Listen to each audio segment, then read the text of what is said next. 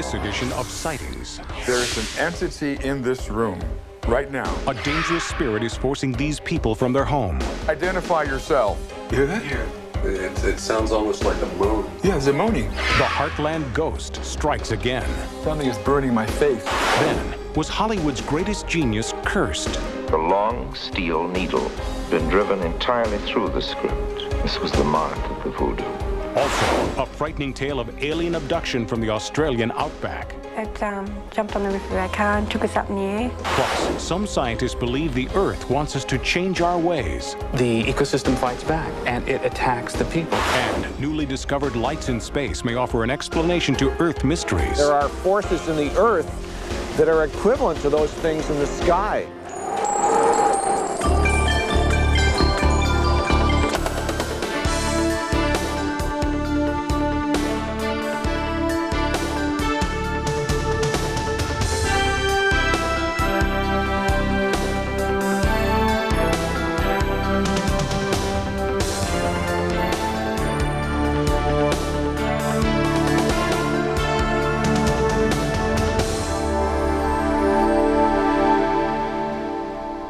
Welcome to Sightings. I'm Tim White. Sightings continues to investigate the Heartland ghost, the most compelling haunting case our investigative team has ever encountered. The family has now moved out of the house where they believe a vindictive entity named Sally lives. Before they moved out, they called in a Native American shaman to exorcise the spirit. Then our team returned to the now empty house with psychic Peter James to see if Sally was really gone. From the outside, little has changed since Peter James first visited this remarkable house last summer. In fact, the house stands today much as it has since it was built in 1872. But this time, the upstairs window was empty. No one peered out on the quiet street in this quiet town in America's heartland. Sally, the child entity from the past that Peter believes is trapped in the present, seemed to be gone. And the family, Pam, Jeff, and Donnie, who tried to live with the haunting power in this house, have moved out. As chronicled in past episodes of Sightings, the ghostly activity began for them when family photographs revealed strange, unexplained images.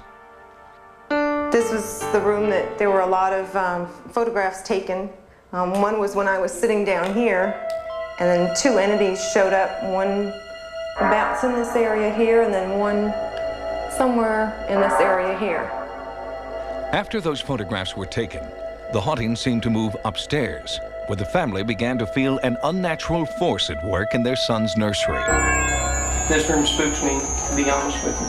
This is where a lot of her activity happens. She's taking toys from that part of the room, throwing them out here to the middle of the floor. She's moved furniture around. After a few months, the paranormal activity took a more destructive turn.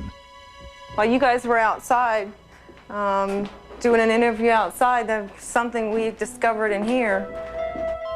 It just looks like it's burnt, and the rest of the petal is moist still. It's still half alive. But the outside, it's ashes. And finally, there was the moment before our Sightings cameras when something or someone viciously attacked Jeff. She's right here with me right now. I'm feeling something really cold shoot around my stomach.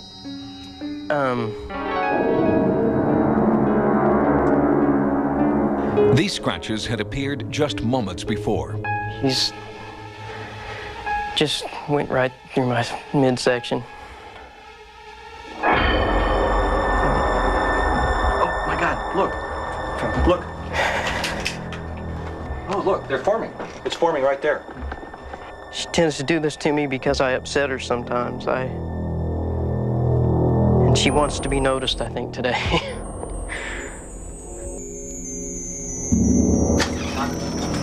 On Peter James' first visit to the home, his psychic impressions centered on the link between a child entity and a former resident of the home who had lived here at the turn of the century. I feel very medical about this for some reason. A medical person that that had a strange lifestyle. Peter's accuracy was remarkable. When our sightings investigative team researched town records from 1900, the city directory showed that the house was occupied at that time by a doctor with a lifestyle that eventually led to his arrest and removal from office as the town's mayor. And Peter believes that while the spirit of Sally, a child entity, haunts the house, her physical body is here, beneath a weather-worn tombstone, and that she was a child the dishonored doctor could not or would not save. Because much of the haunting activity has been reported at night, we conducted this latest phase of our investigation with the aid of night vision lenses. Okay, we're good. After so many months, it was the first time our team had been alone in the house with the lights out. I want to go in this room first. And a second camera shows what you'd see without the aid of the night vision technology. our nighttime is their daytime. There's an entity in this room right now, no doubt in my mind. Give us a better verification that you're here. Whoever you are, identify yourself. What do you hear? You hear it? What do you hear? Tell me what you hear. It sounds almost like a moan. Yeah, it's a moaning. You hear it? You hear it, Tony? I do. Tony, you hear it? Yeah. I hear it. It sounds like it's coming from right behind. Is this where you are, Sally? Right here? Yes. Whoa, yes. Feel this right here. Or is that from the heater? No. No, it's right here. It's right here. Right here. Feel it. Feel it? Yes. Yeah, right here. Look. Whoa. Oh, yeah. Hello? Yeah. Oh, yeah. Right. She's right there we go. Hello? Yeah, that's it. She's here. Hi, Sally. Jeez. There she is. Hi, Sally. Whoa, feel that. Whoa. Woo. Yeah, right here. That's very strong right there. Right here. Yeah, right here. Here it is. Here it is. Oh my God. Okay, stay. Yes, Sally. Hello. Feel it? Yes. Yeah. Hi. Whoa. Whoa. Hello. Easy. You still feel it? Yeah, a lot. A lot. Yeah. Come and hold my hand, Sally. Sally? Peter feels the eerie force leading him down the hallway into the former nursery, where Sally's presence has always been felt most intensely. Sally? Would you like to play with me and the teddy bear, Sally?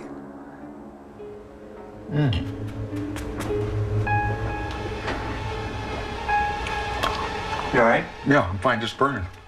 Is this unusual, Peter? Something like this happen? Yeah, that really burns. Sally has supposedly burned before. A rose, a bib, but never a person. Something is burning my face, like right now. Peter James was visibly shaken by the painful encounter. Wow. Sally, you be nice.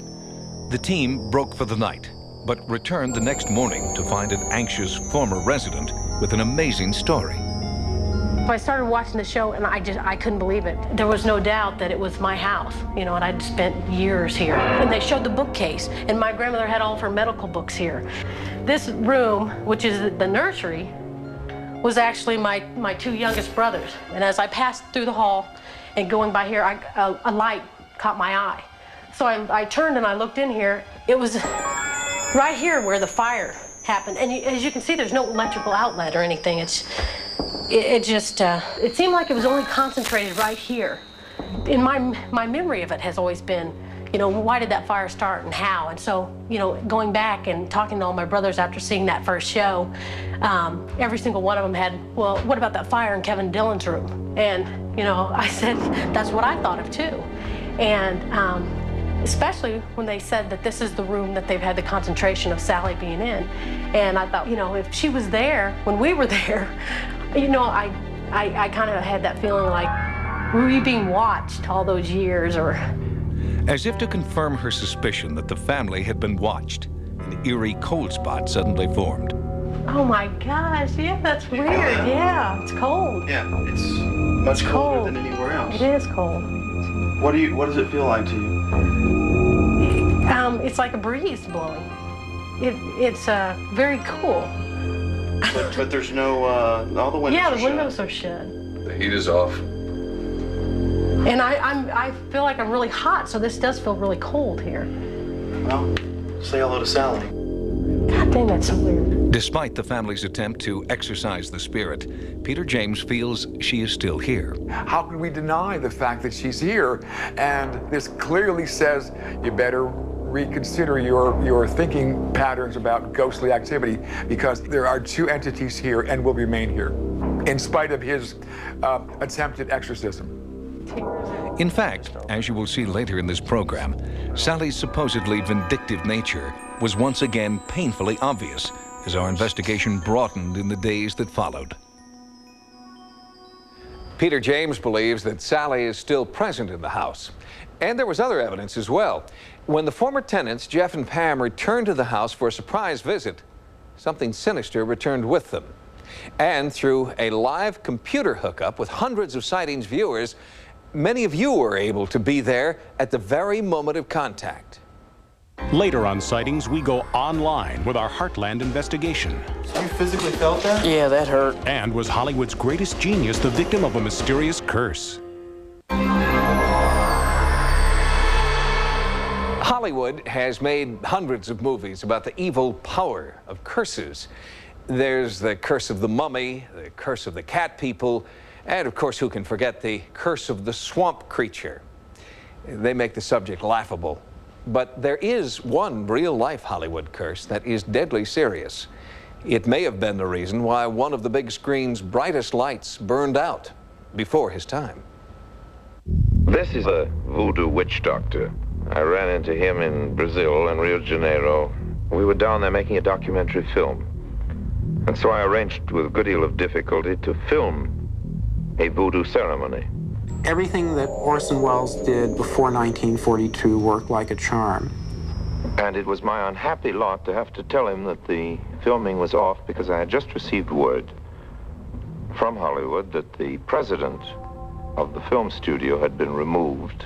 It was his downfall. Once he left Hollywood and went to Brazil, there was no more money to spend on voodoo ceremonies. And the witch doctor assured me that this was deeply offensive. He never got another job in pictures anywhere remotely like the kind of opportunity he'd had. On my desk, in a script of the film, was a long steel needle. It had been driven entirely through the script, and to the needle was attached a length of red wool. This was the mark of the voodoo. It was 1942, and Orson Welles was the undisputed king of Hollywood. Citizen Kane, still considered the greatest film ever made, had been released a year earlier, and Welles was still receiving accolades for his historic War of the Worlds broadcast. But suddenly the voodoo curse seemed to change everything. I know that Orson always felt that he had been cursed with the whole Brazil enterprise. Director Peter Bogdanovich was Welles's friend and worked with him on his memoir, This is Orson Welles. In it, Welles chronicled his ill-fated attempt to make a documentary about South America titled It's All True. Orson had a strong belief in superstition, in witchcraft, in black magic and white magic, and I think he took it quite literally. I think he felt that the picture was cursed and that he was suffering from that curse. I think it pursued him to the end of his days. Curses are real. Curses are made every day, every moment of every day by people towards other people, and they have effects. Curses can kill people. Curses can make people sick. Curses can ruin people's finances. Curses can certainly ruin people's love lives. How do the curses work? There is no canned answer to that question.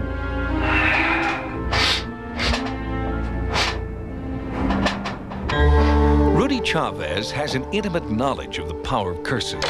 He runs the Crystal Cauldron in Oceanside, California, a metaphysical resource center where many people come in search of a release from their curses. Curses are done in many ways, any way conceivable. The mind is limitless. So a curse is merely just negative energy. How you choose to use it and manipulate it is entirely up to each individual. Certainly, if you believe you're cursed, you're cursed. If you believe you're cursed, you've already set yourself up to have a bad result. What I would tell someone who believes they are truly cursed, and if in fact they are cursed, is for them not to be afraid, to empower themselves, to muster up all the strength and courage that they can, and to stand strong and firm. And that is the first step to overcoming a curse. Chavez calls his technique for removing the negative energy of a curse a spiritual cleansing. We would anoint the pulse points with a spiritual oil or a cleansing oil. We would light incense, in which we would burn herbs such as sage. Sage has been used for cleansing and healing. And we would invoke the blessings of God. In our tradition, it's God and Goddess, because you have feminine and masculine energies. Without one, you cannot have the other, and life cannot be sustained. Lina D'Souza is a spiritual priestess who believes she acquired her healing gift as a young girl in Brazil. Brazil has a lot of power, spiritual power, a lot of spiritual power. You feel it when you arrive in. You feel it, it's very strong. Producer Bill Crone first met Lina after finding the original footage from It's All True in this film vault. It had remained untouched for nearly 40 years. I wanted Lina to remove the curse from the film so that we could go ahead, raise the money, make a deal with Paramount, and get the thing finished. Orson wanted to finish this picture. He did not want to walk away from it. His heart was into it, and he wanted to finish it. Cinematographer Gary Graver worked with Orson Welles for 15 years, up until Welles's death in 1985.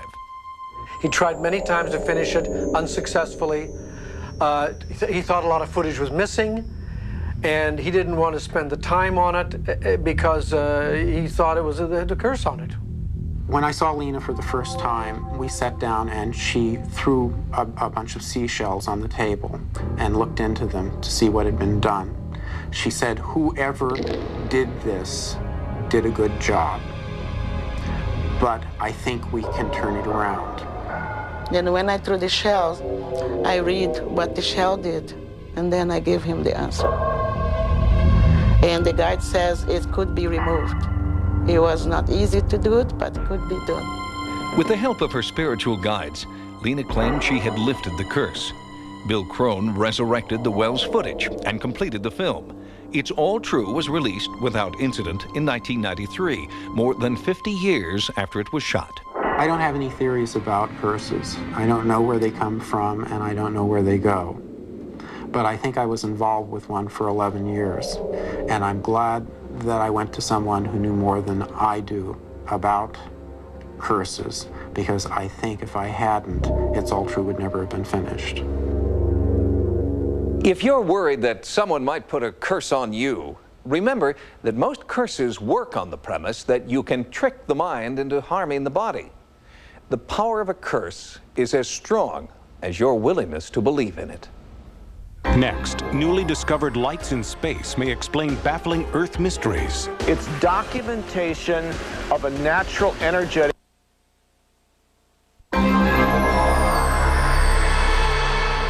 Contrary to popular belief, ufologists are not dedicated to proving that every sighting is an alien spacecraft hell-bent on delivering an extraterrestrial ultimatum. In fact, the lion's share of their work involves searching for a scientific explanation for anomalous lights in the sky. Recently, a new natural phenomenon has been videotaped for the first time. The tape offers a scientific explanation for some UFO sightings. There have always been lights in the sky, a celestial painting we can't always explain. As technology reaches farther into space, science is finding answers, but also new phenomena high above the Earth. All around the world, there are extraordinary energetic phenomenon that people have reported off and on throughout the years in the scientific literature.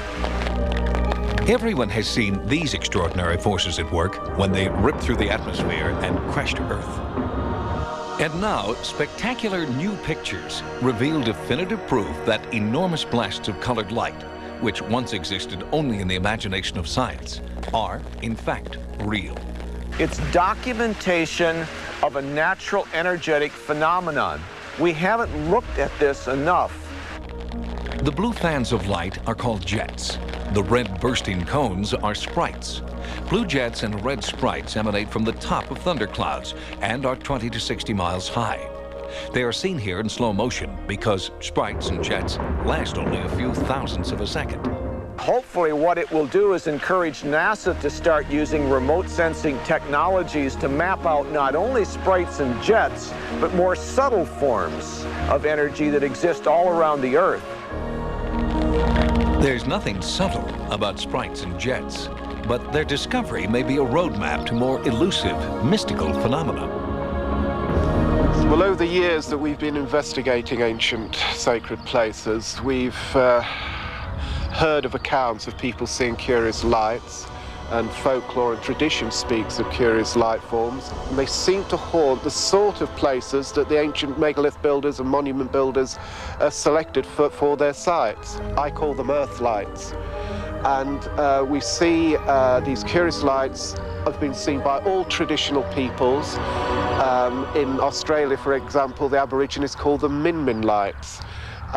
In the Native American Indians, many different Native American peoples have different traditions about these light phenomena. Sightings of magical earth lights infuse Native American myth and legend, and sacred places were set aside for their worship and observation. Unusual, sometimes visible energetic discharge phenomenon like the Marfa lights down in the southwest. In China, there are mountains with balls of light that supposedly dance around the tops of them. There are the Andes lights that are these glowing spires that shoot up into the air above the Andes mountains. Pilots have reported seeing glowing columns of light for years, but their observations remained anecdotal until these pictures were taken. In the Earth, there are enormous telluric currents in the ground. There are probably equivalents to the sprites and jets. We just don't see them. When lightning strikes, the heavens and the earth are connected, and there are forces in the earth that are equivalent to those things in the sky. Geophysicists have suspected the existence of red sprites and blue jets for many years, but it wasn't until technology caught up with imagination that the phenomena were finally documented on videotape. The same may prove true for paranormal phenomena that we suspect but cannot document yet. Up next, uncontrollable new diseases may be a sign that the Earth has had enough. We are the problem. You have, in effect, Gaia's revenge. Then, alien abduction in the land down under, and America goes online with a ghost. In 1979, scientist James Lovelock wrote a controversial book called Gaia, A New Look at Life on Earth. In it, he described the Earth as a living organism that, like the life teeming within it, was capable of sickness and healing.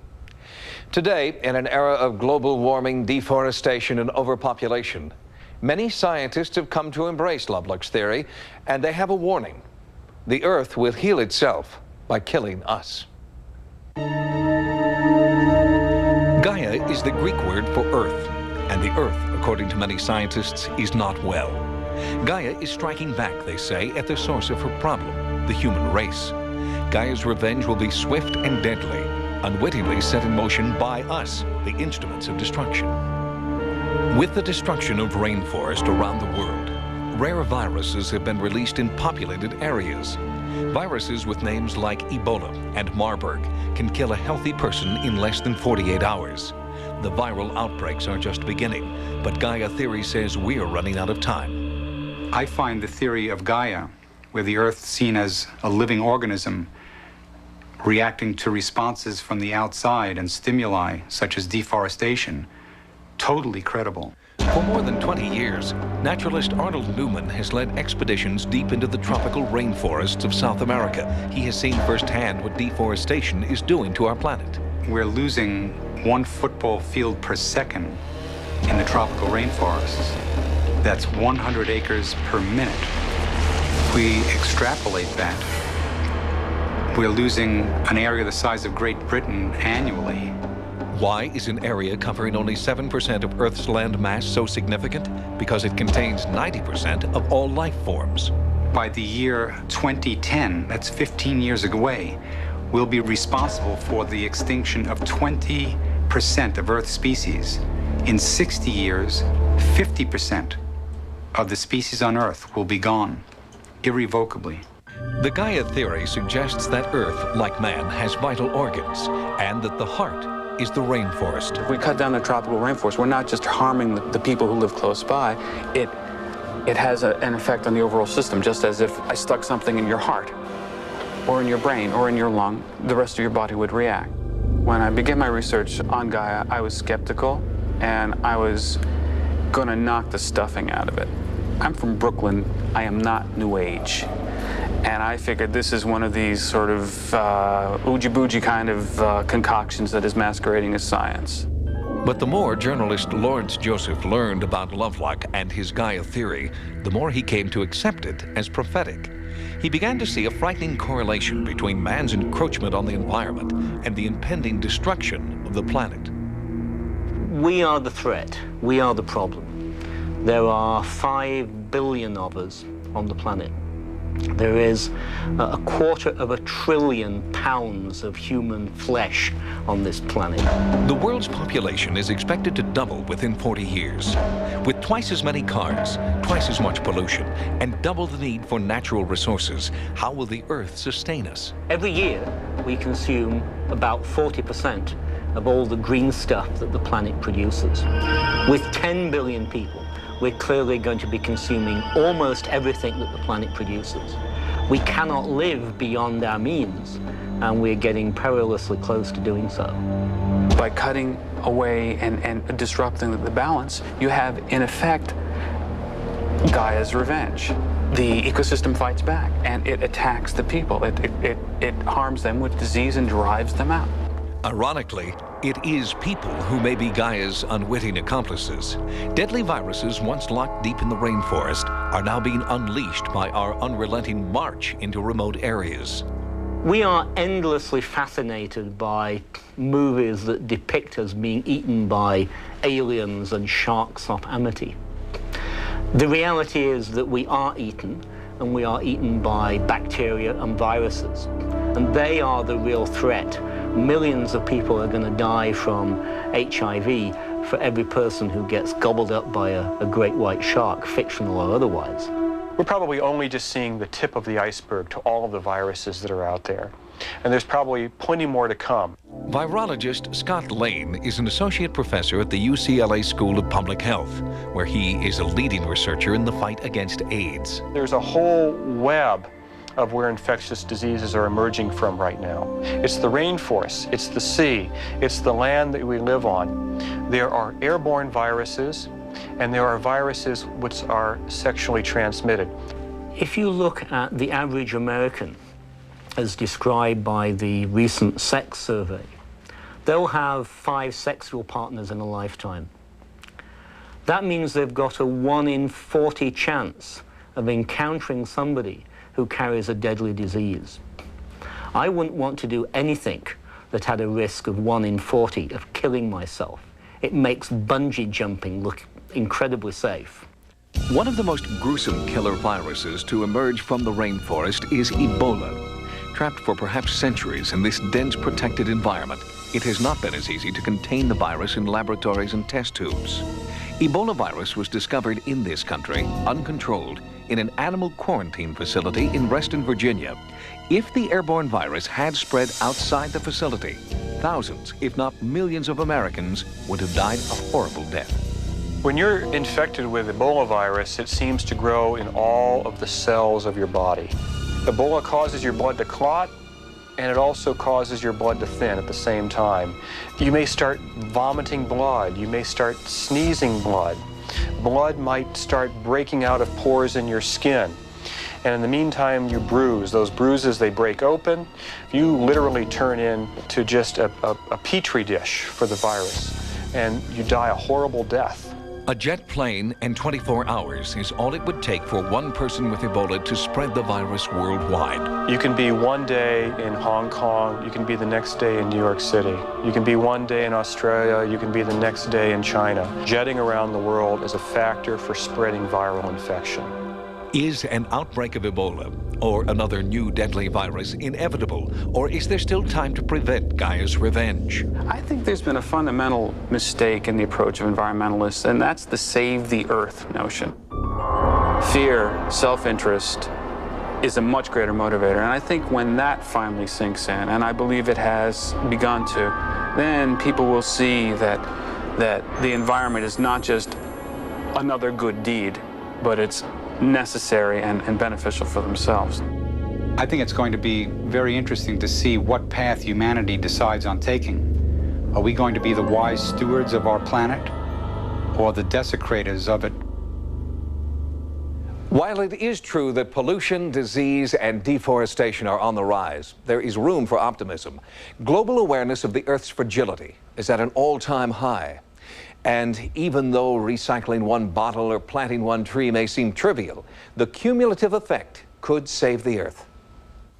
Coming up, what terrorized this family in Australia's outback? It was hot. All this junk come inside the car. It made us feel like our heads were going to explode. More than 90% of all reported alien abductees are American. It's a statistic that skeptics use to argue that the abduction phenomenon is simply a product of our own pop culture and pop psychology. Abduction experts counter that the numbers are skewed because abductees in other countries don't always feel free to come forward. That was certainly the case for an Australian family who were forced underground after their experience was ridiculed in the press. On the afternoon of January 20th, 1988, Faye Knowles and her 3 sons set out from Perth in Western Australia to visit relatives several hundred miles away. At dusk, they were crossing the Nullarbor Plain, a desolate stretch of road through the Australian desert. It was here, as day turned to night, that the Knowles encountered something terrifying that remains unexplained to this day. We drove on, and this object kept on following us, and somehow, I don't know how the hell it done it, but it wasn't actually flying, it was just hovering. It didn't have wings or anything like that, it was just hovering. We nearly died. We thought we were dying. And the faster we went, the faster this object went. The Knowles had experienced abject fear at the hands of an unnatural force. Police offered no explanation, and when the family turned to the media for help in finding an answer, the media turned on them. Would you please welcome a couple of people who've seen the light, Faye and Patrick Knowles.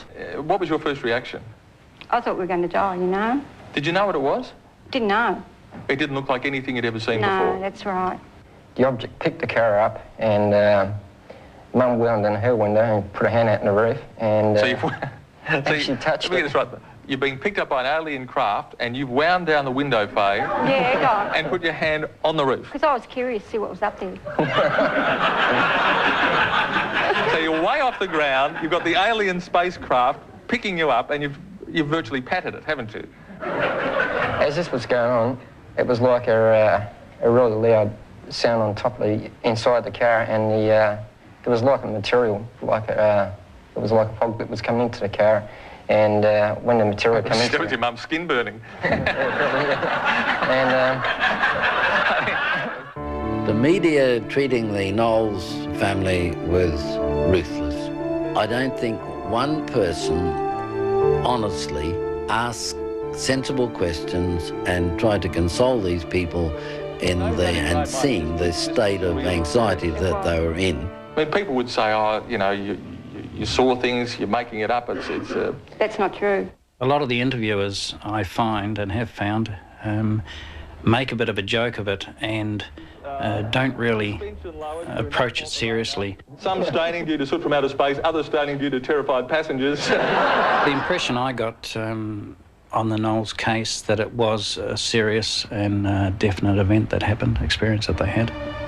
Here, for the first time outside of Australia, and without reprisal or ridicule, is the story of what happened on that January night in 1988, as told by the Knowles in their own words.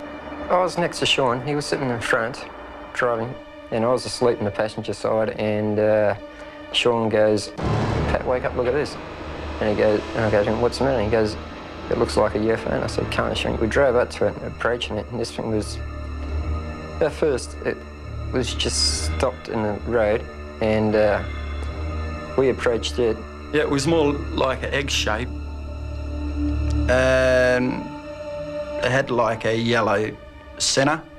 Next minute, you know, this object appeared back behind us. And I said to Sean, "Come, put your foot down, let's get going." And that's when I decided to put my foot down. And it just caught up within a matter of seconds. Sparks hit the back tyre like something was trying to blow out the tyre, like the object behind us. It blew the tyre out with like a beam of light. Before we knew it, she just went clunk on the roof of the car. It jumped on the roof of our car and took us up in the air, like that. And as it picked the car up, the car lit up like a microwave. It lit up really bright inside. We heard this great big enormous sound. It sounded like a motor or something. I don't know what. It's really hard to describe. Like, it made us feel like our heads were going to explode. Yeah, we're front and like our brain's been sucked out. Yeah, it was hot. All this junk come inside the car, and you know, and at that time it was hard to explain because I kind of blanked out. As the car was dropped, you could feel this object slip off the car. Not long after, you know, it dropped the car. That's when I come out of it, and I took off from the car. I told them all to jump out. We jumped at the car, ran over to the bushes, hid in the bushes, and you could see this thing. It was still looking for us. And at the same time, I turned the lights off in the car, and somehow it could not focus on that car. Somehow it was working with our lights. As soon as I turned those lights off, it just could not find us. According to the Knowles family, it was at this point that they experienced what ufologists referred to as missing time. I think we lost about an hour and a half in time, and it's really hard to explain, you know, how long it did take.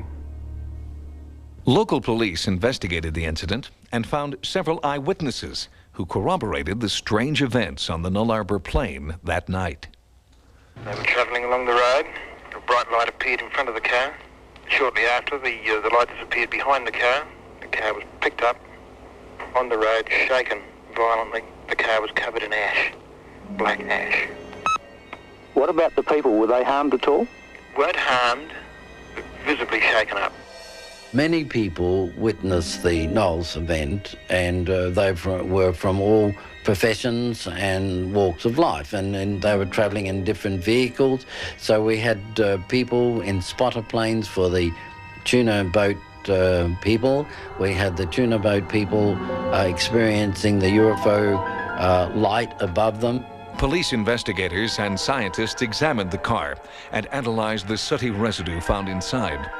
Although their findings were inconclusive, most of the investigators insisted the damage to the vehicle and the tires was caused by some unexplained but natural causes. A lot of the powers that be put it down to the rising sun or Jupiter or these other things which they think ordinary people mistake these things for, but it's their way of getting around it and not having to do anything about it, I think. We just want people to know what happened to us and that we weren't out for anything, you know, we thought it was amazing ourselves. We thought we'd like to let people know what happened because it's, to us, you know, it was exciting plus very frightening, you know, you can't really explain what it's like unless it's actually happened to you. Like people say, you know, people used to laugh before and make a joke of it, but now they don't. Since the Knowles experience in 1988, there have been many anonymous reports of mysterious lights hovering over the Null Arbor Plain. But so far, no one since the Knowles family has been willing to come forward and tell their story publicly. Coming up, while Sightings is online with viewers, a violent spirit makes its presence known. In the last 5 minutes, 3 scratches appeared on his body. We now return to the house in America's heartland, which has been the focus of an intensive sightings investigation. This time, many of you came with us through a live computer forum set up with America Online. In the world's first online ghost investigation, hundreds of sightings viewers were able to experience the haunting firsthand. She was clearly dressed in garb that would be worn by a child at the turn of the century. As Peter James concluded his psychic investigation, the team moved downstairs, where Sightings co-executive producer Stephen Krupnik was leading a computer forum between Sightings viewers and the investigative team. Through a live nationwide hookup, viewers could ask questions, make comments about their own beliefs, and experience the haunting firsthand through the information superhighway. Here, computer users posed questions directly to Peter James. I would like to know if there's any way to learn how to talk to or contact a ghost.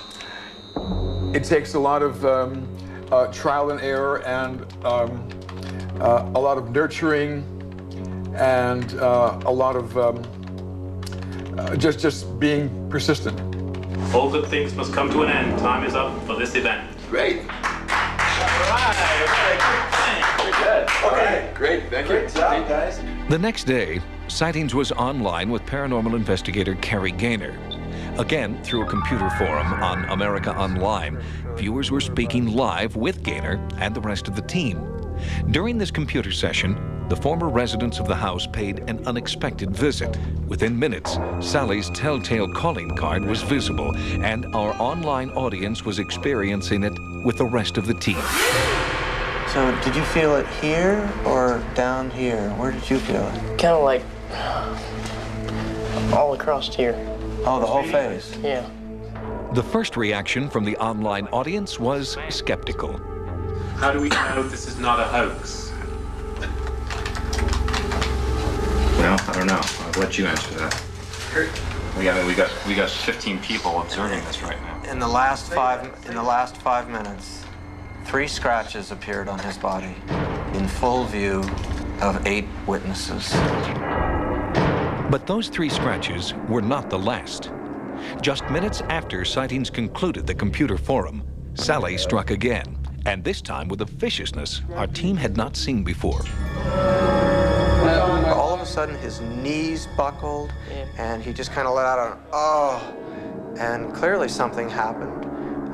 We went up, lifted up his shirt, and there were 2 vicious scratch marks across his back, and it really looked like an attack.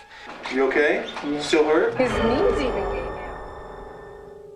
Up to this point, the family has asked us to keep their identities and their town secret. But in our next report from America's Heartland, Sightings will bring you both Carrie Gaynor's complete investigation and the true identity of the scratching victim we now call Jeff. Sightings has expanded its America Online area. Keyword Sightings when you log on for access to Sightings stories, images, and events. To subscribe to America Online, call 1-800-591-3344. And you can still reach Sightings 24 hours a day at 1-900-933-7444.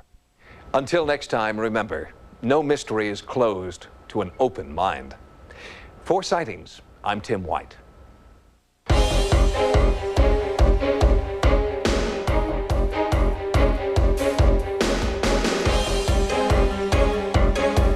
Next on Sci-Fi, Dark Shadows.